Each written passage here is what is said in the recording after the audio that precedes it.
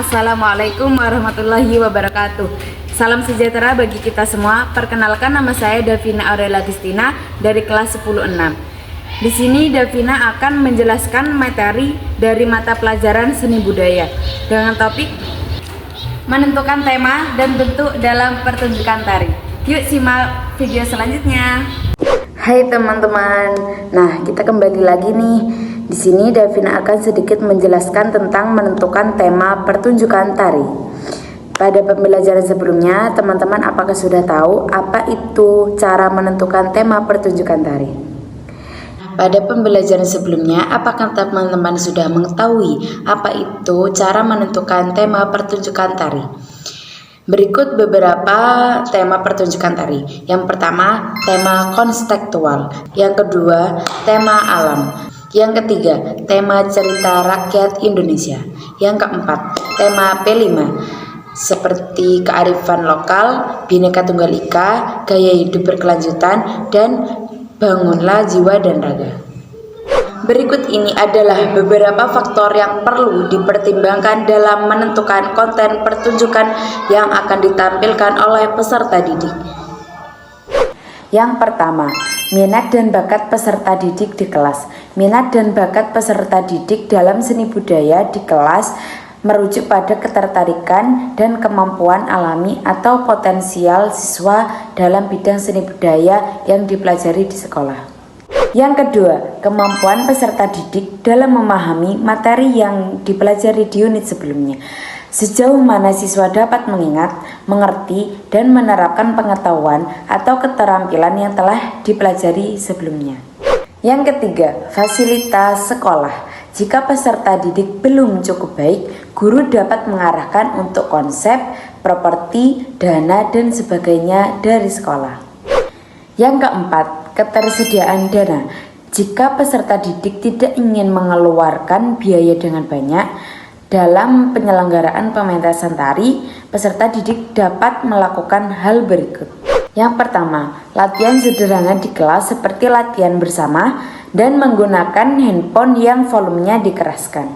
Yang kedua, menyelenggarakan pementasan tari sederhana di aula sekolah dan menggunakan properti yang seadanya. Yang ketiga, menyelenggarakan pementasan tari sederhana di rumah. Peserta didik dapat melakukan pementasan tari sederhana di rumah dan direkam lalu dikirimkan di grup kelasnya masing-masing agar teman-teman juga dapat melihat dan menikmati.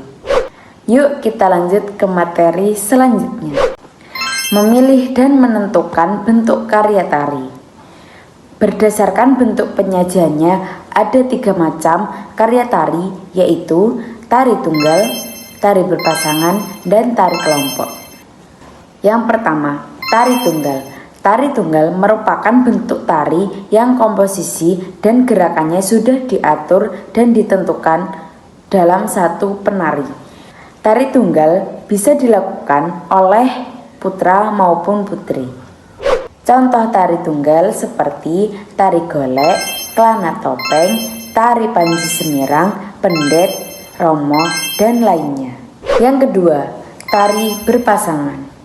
Tari berpasangan adalah karya tari yang dibawakan oleh 2 orang atau kelipatannya. Tari berpasangan bisa dilakukan bersama sejenis atau lawan sejenis. Setiap penari dalam tari berpasangan mempunyai peran sendiri-sendiri dan harus saling melengkapi. Setiap penari dalam tari berpasangan mempunyai peran sendiri-sendiri dan harus saling melengkapi. Contoh tari berpasangan seperti tari payung, tari japin, tari jaran goyang, dan lainnya. Yang ketiga, tari kelompok atau massal. Dalam tari kelompok dikenal dari massal dan drama tari. Tari massal dibawakan oleh banyak penari dan gerakan setiap penari tidak saling melengkapi satu sama lain. Namun, pola lantai penari tari massal diatur sedemikian rupa sehingga meningkatkan estetika. Contoh tari kelompok atau massal yaitu tari giring-giring, tari ratoh rajoe, tari merak, dan lainnya. Yuk kita ke materi selanjutnya. Menentukan jumlah penari.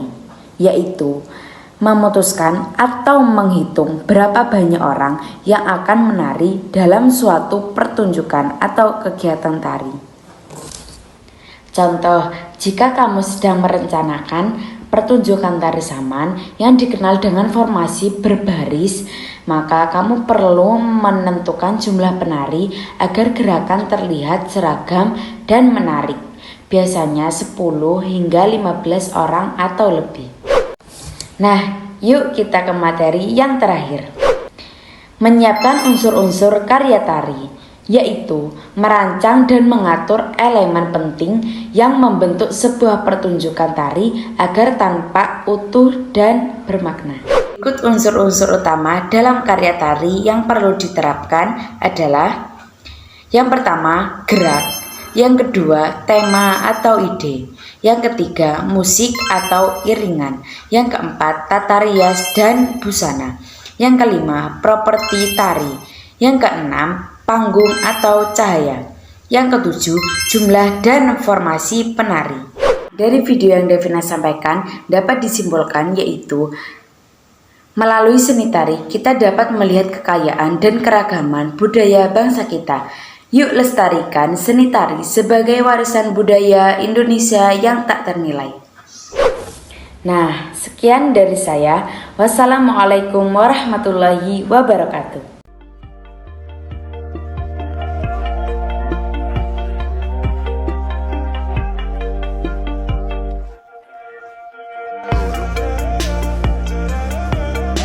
Pertama-tama, perkenalkan, nama saya Dina Lustiana. Saya dari kelas 10-6 dari absen 12. Materi yang akan saya jelaskan di sini adalah menyusun kepanitiaan dan jadwal pertunjukan. Berikut pengertian kepanitiaan. Kepanitiaan adalah sekumpulan individu yang dipilih untuk mengerjakan tugas-tugas tertentu dalam suatu acara yang direncanakan oleh sekelompok orang atau organisasi. Adapun tujuan dibuatnya kepanitiaan yaitu sebagai berikut. 1. Memastikan terselenggaranya suatu acara. 2. Melaksanakan fungsi manajemen dengan baik. 3. Mengatur jalannya acara mulai dari persiapan hingga acara selesai. 4. Mengelola materi acara. 5. Mempublikasi acara yang direncanakan. 6. Menjalin komunikasi dengan pihak-pihak yang diajak kerjasama demi terselenggaranya acara. 7.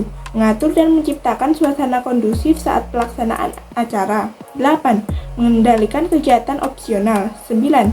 Memastikan segala keperluan dan kebutuhan selama acara baik sebelum hari H maupun setelahnya. 10. Membuat laporan perencanaan dan penyelenggaraan acara sebagai salah satu pemenuhan data administrasi. 2. Susunan kepanitiaan. Susunan ini terbagi menjadi 4, yaitu sebagai berikut. 1. Pelaku pertunjukan. Pelaku pertunjukan yaitu bagian kepanitiaan pertunjukan karya tari di kelas yang terdiri atas para pemain yang tampil dalam pertunjukan seperti pemusik, penari, penyanyi, pembawa acara, dan pelakon. Tugas dari masing-masing dari pelaku tersebut sebagai berikut.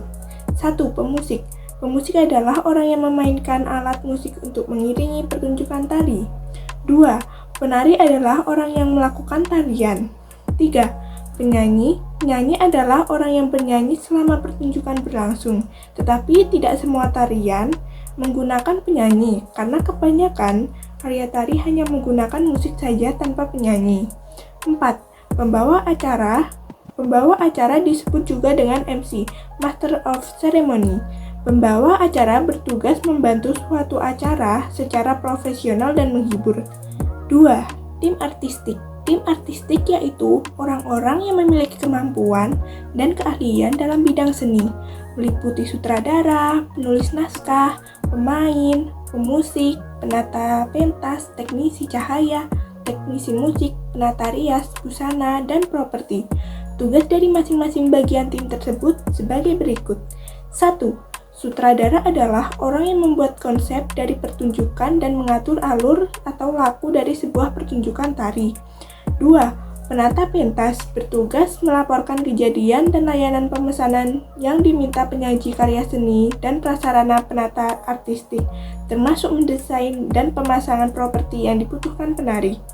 3. Penata cahaya bertugas menata cahaya atau lampu dalam pementasan karya seni yang dipergelarkan. 4. Penata musik bertugas mengurus kualitas musik yang disajikan dalam pementasan tari. 5. Penata tari koreografer bertugas menyusun dan menampilkan karya tari yang memuat makna. 6. Penata rias bertugas atau bertanggung jawab merias wajah atau tubuh pemain. 7. Penata busana bertugas menata busana atau pakaian penari. 8. Penata properti bertugas dan bertanggung jawab mengatur semua properti yang akan digunakan. 9. Penata dekorasi bertugas menata atau menyusun dekorasi panggung. 10. Stage manager, orang yang mengkoordinasi seluruh bagian yang ada di panggung. 3. Tim non-artistik. Tim non-artistik adalah orang yang bekerja di luar bidang seni seperti humas, transportasi, akomodasi, dokumentasi, dan perlengkapan. Tugas dari masing-masing bagian tim tersebut sebagai berikut. 1. Seksi humas. Peran atau tugas humas dalam suatu acara adalah mempromosikan acara terhadap stakeholder, menjalin media partner, dan menciptakan citra positif ke khalayak. 2. Seksi acara bertugas membuat konsep acara serta mengatur dan memimpin seluruh kegiatan yang berhubungan dengan acara. 3. Seksi perlengkapan bertugas menyiapkan segala macam perlengkapan yang sekiranya dibutuhkan selama acara. 4. Seksi transportasi bertanggung jawab terhadap penyediaan transportasi yang diperlukan panitia maupun pelaku pertunjukan tari. 5. Seksi keamanan, orang yang bertanggung jawab terhadap sistem keamanan pertunjukan tari. 6. Seksi akomodasi bertanggung jawab terhadap segala hal yang berhubungan dengan akomodasi setiap proses pelaksanaan penyelenggaraan pertunjukan. 7. Seksi konsumsi bertanggung jawab terhadap urusan makanan baik panitia, pemain, maupun penikmat pegelaran tari. 8. Seksi ticketing, orang yang bertanggung jawab atas penjualan dan pembelian tiket atau karcis pertunjukan. 9. Seksi dokumentasi, orang yang bertanggung jawab atas dokumentasi kegiatan. 10. Koordinator lapangan, yang mengontrol dan mengevaluasi jalannya pelaksanaan lapangan setiap hari. 4. Tim pelaksanaan harian. 1. Terdiri dari ketua. Ketua adalah orang yang ditunjukkan untuk mengkoordinasi pementasan suatu seni pertunjukan dan bertanggung jawab secara keseluruhan atas pelaksanaannya. 2. Yaitu sekretaris. Sekretaris adalah orang yang bertanggung jawab dalam membukukan dan mencatat semua kegiatan yang berhubungan dengan produksi seni pertunjukan. Tugas sekretaris antara lain: A. Membuat proposal pementasan. B. Membuat surat-surat yang berhubungan dengan kegiatan seperti surat izin, surat kerjasama, dan lain-lain. C. Membuat rancangan kegiatan yang berhubungan dengan administrasi kesekretarisan. 3. Bendahara. Bendahara adalah orang yang bertanggung jawab terhadap semua hal yang berhubungan dengan keuangan. Sekian dari materi yang saya sampaikan tadi. Bila ada kekurangan dan tidak kepahaman, mohon maaf. Terima kasih. Assalamualaikum warahmatullahi wabarakatuh. Saya di sini akan menyampaikan materi berikut. 3. Penyusunan jadwal kegiatan mulai disusun setelah panitia penggelaran resmi terbentuk. Jadwal kegiatan merupakan pembagian waktu berdasarkan rencana pengaturan urutan kegiatan jadwal. Kegiatan bisa diartikan sebagai daftar atau rencana kegiatan dengan perbandingan waktu pelaksanaan yang terperinci. 4. Rencana anggaran biaya pementasan. Rencana anggaran biaya merupakan perkiraan biaya yang nantinya akan digunakan untuk pelaksanaan suatu kegiatan. Rencana anggaran biaya harus dibuat dengan jelas dan terperinci. Sebelum membuat anggaran biaya, perlu diperhatikan hal-hal berikut ini. A. Waktu perlengkapan yang harus dibeli atau disewa untuk menunjang keberlangsungan secara pementasan. B. Biaya sewa gedung atau panggung. C. Membuat daftar panitia beserta tugasnya. D. Membuat daftar konsumsi yang diperlukan dan rencana anggaran biaya yang akan digunakan. E. Membuat daftar biaya transportasi yang diperlukan melalui perencanaan anggaran panitia. Tidak hanya bisa melihat biaya operasional yang dibutuhkan untuk pelaksanaan suatu kegiatan tertentu, tetapi juga dapat memperbagi anggaran pada waktu yang akan datang. Sebelum melempar rencana anggaran biaya perlu kita cermati terlebih dahulu langkah-langkah pembuatan berikut ini. A. Menentukan tujuan penggunaan anggaran dan waktu penggunaannya. B. Menggunakan urutan daftar kebutuhan. C. Tentukan jumlah kebutuhan dari setiap barang. D. Riset harga satuan dan setiap harga yang dibutuhkan. E. Rekapitulasi dan evaluasi. Assalamualaikum warahmatullahi wabarakatuh. Perkenalkan, nama saya Aulia Dewi Sintiasari dari kelas 10-6, absen 9. Di sini saya akan menjelaskan tentang menentukan dekorasi, setting, dan tata cahaya. Tata artistik pertunjukan tari tidak hanya terlihat pada bentuk gerak tari yang dibawakan oleh penari saja, tetapi juga termasuk pada tata panggung, tata cahaya, dan dekorasi. Unsur tata artistik dalam suatu penyajian tari, baik karya tari bertema maupun tematik, sangat penting dimunculkan. 1. Tata artistik dekorasi. Dekorasi adalah hiasan sementara yang terdapat di panggung, rumah, atau tempat-tempat lainnya. Tata artistik dekorasi berarti seni menghias ruangan agar terlihat indah. Fungsi dekorasi yaitu untuk memperjelas tempat dalam suatu pertunjukan tari. Dekorasi selain mengandung unsur keindahan juga mengandung unsur kewajaran. Oleh karena itu, setiap pengaturan dekorasi haruslah dengan perhitungan dan pengamatan yang cermat. 2. Tata artistik panggung. Tata panggung bisa disebut juga dengan skeneri atau pemandangan latar belakang tempat memainkan lakon. Panggung adalah tempat berlangsungnya sebuah pertunjukan di mana interaksi antara penari ditampilkan di hadapan penonton. Tari saman seperti yang terlihat pada gambar di samping idealnya menggunakan bentuk panggung proscenium. Hal itu karena tarian tersebut dilakukan penari dalam pola lantai horizontal yang posisinya tetap.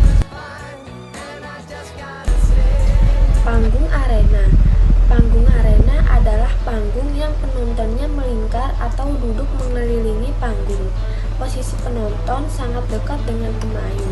Agar semua pemain dapat melihat dari setiap sisi, maka penggunaan set dekor berupa bangunan tertutup vertikal tidak diperbolehkan karena dapat menghalangi pandangan penonton. Panggung arena bagian atasnya dibuat secara tertutup dan terbuka. Meskipun ada dua versi, namun panggung arena tetap mengutamakan tempat duduk penonton agar dekat pemain. Tujuan mendekatkan kursi penonton dengan panggung adalah membangun konsekuensi artistik yang baik untuk para pemain. Kedekatan antara penonton dan pemain dapat dimanfaatkan sebagai komunikasi langsung dalam sebuah pertunjukan. Hal ini menimbulkan daya tarik bagi penonton supaya melihat pertunjukan. Panggung proscenium atau panggung bingkai. Panggung proscenium disebut sebagai panggung bingkai karena penonton menyaksikan aksi penari dalam lakon melalui sebuah bingkai atau lengkung proscenium. Bingkai yang dipasangi layar atau gorden inilah yang memisahkan wilayah penari dengan penonton yang menyaksikan pertunjukan dari satu arah. Dengan pemisahan ini, maka pergantian tata panggung dapat dilakukan tanpa sepengetahuan penonton. Panggung portable. Panggung portable yaitu panggung tanpa layar muka dan dapat dibuat di dalam ataupun di luar gedung dengan mempergunakan panggung yang dipasang dengan kuku di atas kuda-kuda. Tempat penonton biasanya menggunakan kursi lipat. Adegan-adegan dapat diakhiri dengan mematikan lampu sebagai pengganti layar depan. Dengan kata lain, panggung portable yaitu panggung yang dibuat secara tidak permanen. Sekian penjelasan dari saya, mohon maaf bila ada salah kata. Assalamualaikum warahmatullahi wabarakatuh.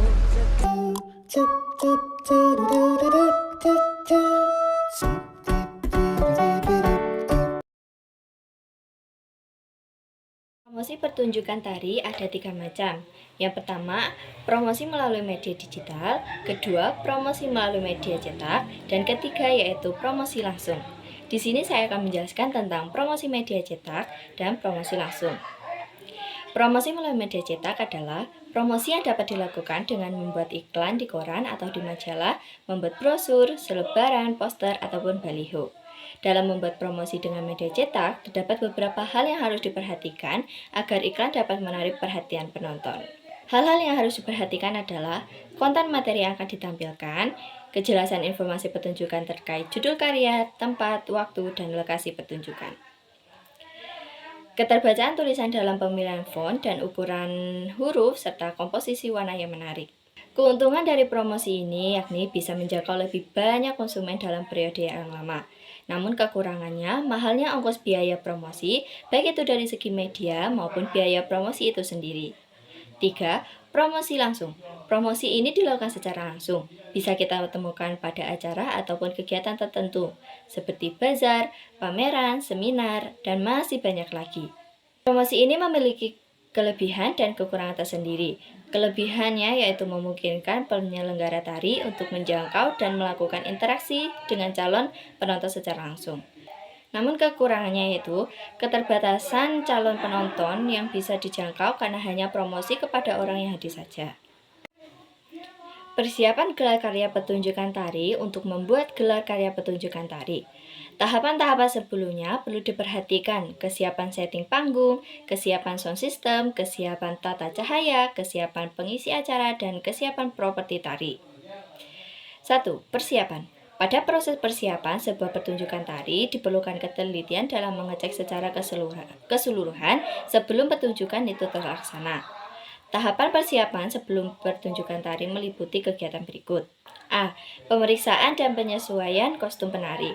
Aktivitas ini melibatkan pemeriksaan kembali semua kostum yang akan digunakan dalam pertunjukan untuk memastikan bahwa kostum tersebut sesuai dengan ukuran dan ketika ditampilkan tampak baik. B. Pemantapan koreografi. C. Uji coba pencahayaan dan suara. D. Latihan di tempat pertunjukan atau gladi bersih. E. Persiapan backstage. F. Pemantapan promosi terakhir. 2. Pelaksanaan. Tahap pelaksanaan dalam sebuah pertunjukan tari melibatkan serangkaian aktivitas yang terjadi pada pertunjukan sedang berlangsung. Berikut ini beberapa tahap yang umum terjadi selama pelaksanaan sebuah pertunjukan tari. A. Pelaksanaan pertunjukan. Penari tampil di panggung sesuai dengan koreo yang telah dipersiapkan dengan baik. B. Koordinasi backstage. Tim backstage bekerja dengan cermat untuk memastikan bahwa mereka melakukan koordinasi yang ketat untuk memastikan bahwa peralatan atau properti yang diperlukan penari tersedia. C. Pengawas teknis.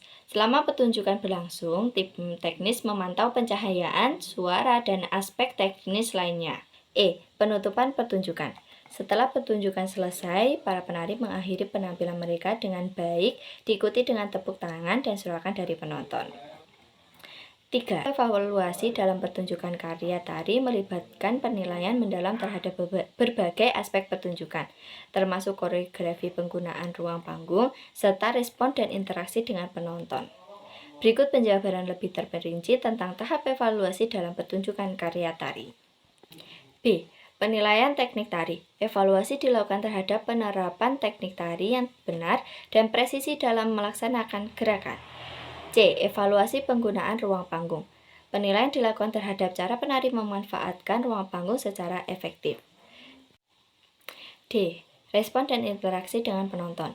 Evaluasi dilakukan terhadap interaksi penari dengan penonton selama pertunjukan.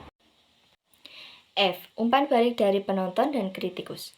Evaluasi juga mencakup pengumpulan umpan balik dari penonton dan kritikus yang ada dalam pertunjukan. Melalui proses evaluasi yang komprehensif ini, tim kreatif dan penari dapat memperoleh wawasan yang lebih mendalam tentang kekuatan dan kelemahan pertunjukan tari yang mereka lakukan.